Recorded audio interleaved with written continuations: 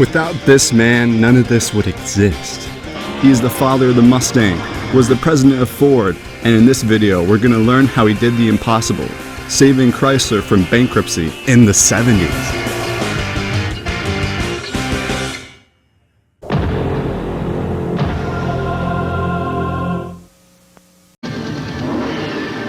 If Chrysler isn't the performance company, then I'm Joe Isuzu. From the get-go, Lee Iacocca had the background to become a titan in business. His mom and dad owned a sandwich shop, shoe repair business, car rental, movie theater, and more. Not only becoming a successful businessman, but also becoming a celebrity. Nice ride.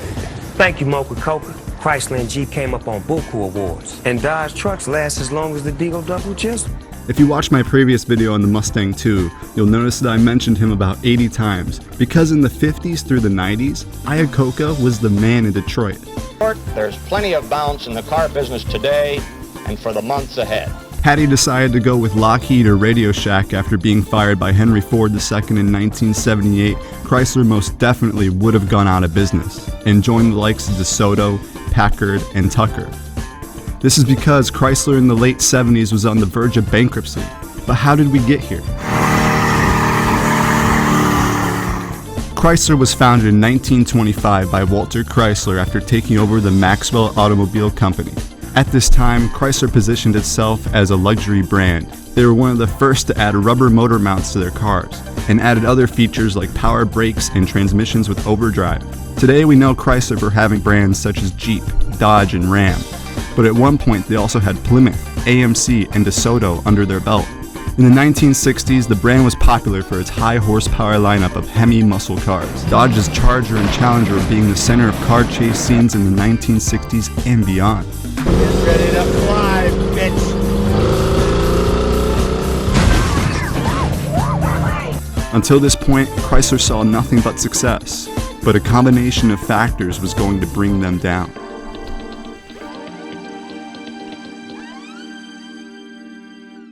Capital were open and people sat in line for up to 1/2 hour to fill their tanks. The oil crisis in 1973 became a turning point in cars. Americans began to abandon their high displacement V8s for fuel-efficient Japanese 4-cylinders, as oil prices roughly quadrupled. Now that people were having to spend more for gas, and for a brief time not even being able to get gas, Chrysler's strategy of putting out cars with 8-cylinder engines that consumed high amounts of fuel could not work anymore. The American auto industry as a whole had to play catch-up as Japanese automakers such as Honda were becoming exceedingly popular with fuel-efficient vehicles such as the Civic.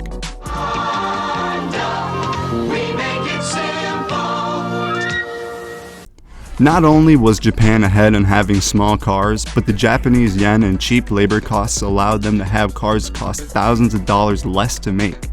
While the United States government was able to have Japan agree to a temporary restraint on imports so that domestic automakers could catch up, Chrysler just went ahead and increased the price of their cars by thousands of dollars anyway. This and shoddy build quality further destroyed their reputation with the American public. Seeing this, Chrysler appointed Lee Iacocca as president of the company in 1978, a role that he was excited to take on, not realizing how bad the situation was. Since economic recessions in the 70s, oil crises, and tightening emissions and safety regulations from the NHTSA weakened the company greatly. After 4 years in office at a near-bankrupt Chrysler, CEO John Ricardo stepped down so that Iacocca could be promoted as chairman and CEO in September of 1979. Chrysler was so bad at the time that in his memoir, Iacocca, he literally said, "If I had the slightest idea of what lay ahead for me when I joined up with Chrysler, I wouldn't have gone over there for all the money in the world." Yikes. In 1978, you could choose from such cars as the Cordoba, the New Yorker, LeBaron, or Newport. These weren't bad cars, I think, but it was almost the 80s and they needed a refresh. To update the lineup, Iacocca had some engineers think up the ultimate solution. 6 hydrocoptic Marsal vanes so fitted to the ambifacient lunar wane shaft that side fumbling was effectively prevented. Build a platform that could be easily modified to serve as the basis for multiple vehicles. The K-Car platform. Well, Yankee ingenuity is still alive and well. The new Chrysler Corporation introduces the K-Cars, the American way to beat the pump. Not those cute little cars from Japan. This K-Car platform was utilized in close to 50 car models, but the originals from 1981 included the Dodge Aries or Plymouth Reliant. I'm Tim. I drive an Aries. But Iacocca realized that to continue paying its workers and settle debts the company had with suppliers, he was going to need the biggest corporate bailout in U.S. history up to that point. He went to the government and argued that the fall of Chrysler would mean the fall of the American economy and affecting hundreds of thousands of workers.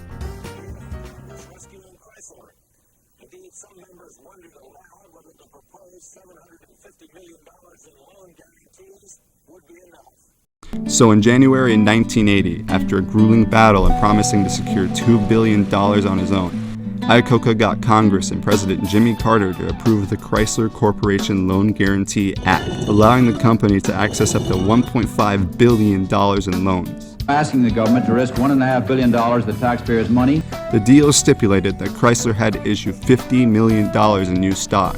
They also had to appoint a new board of directors, who had to be from the U.S. government. Iacocca also made it an option for the U.S. Treasury to buy over 14 million shares of stock for $13 per share. Part of his restructuring plan included firing 33 vice presidents working at the company, closing unprofitable plants, selling off foreign assets, slashing the white-collar workforce, and famously reducing his own salary to just $1 per year. Eventually, he made the hard decision to sell off Chrysler Defense to General Dynamics for a nice $350 million in 1982. Though later he said he regretted this decision, since Chrysler Defense was a profitable venture which was sold for short-term monetary gain. I mean, in 1979 they reported a loss of $1.1 billion with a B.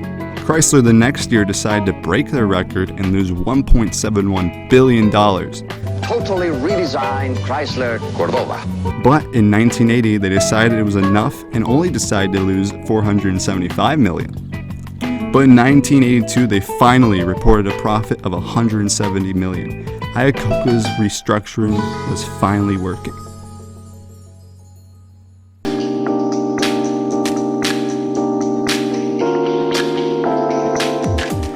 With this success, Iacocca decided to team up with his old pal, the guy he loaned 25 grand to back in the day to make the Cobra. My name's Carroll Shelby, and performance is my business. In 1983, Shelby and Iacocca built the Shelby Charger, a small turbocharged coupe with 143 horsepower four-cylinder. In 1984, they made the Omni GLH. Guess what the GLH stands for? Goes like hell. And to sweeten the deal, they add an S onto the end. Goes like hell. Some more. The turbocharged Omni GLH-S made an impressive 175 horsepower and a tiny little hatchback.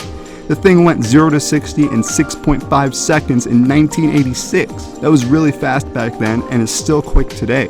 They also made the Shelby CSX, a rental version called the CSX-T, and the CSX VNT, variable nozzle turbo, making the same 175 horsepower as the Omni GLH-S. The Shelby partnership is probably why they profited $700 million in 1983, but I'm just guessing. The return to profitability meant that Iacocca was able to pay back the government 7 years ahead of schedule. Chrysler was able to profit an insane $2.38 billion for 1984, probably because they started selling the Chrysler and Plymouth Conquest, which were rebadged Mitsubishi Starions. It'll smoke the 300ZX and RX-7. Conquest TSI, now at your Chrysler dealer. The company would continue being profitable throughout the rest of the 80s, partially thanks to the K-car-based Dodge Caravan and Plymouth Voyager, the first minivans ever. Chrysler would lose money in 90 and 91, but it was okay. The reason they were losing all this money could be because they were funding the development of the Lamborghini Diablo. Maybe I forgot to mention that Chrysler bought Lamborghini in '87 for $25 million. Though, just in time for his 1992 retirement, Iacocca profited the company $723 million. You know, this was probably because Carroll Shelby helped Chrysler as a consultant on this little car. Not sure if you heard of it, this tiny little car called the Viper.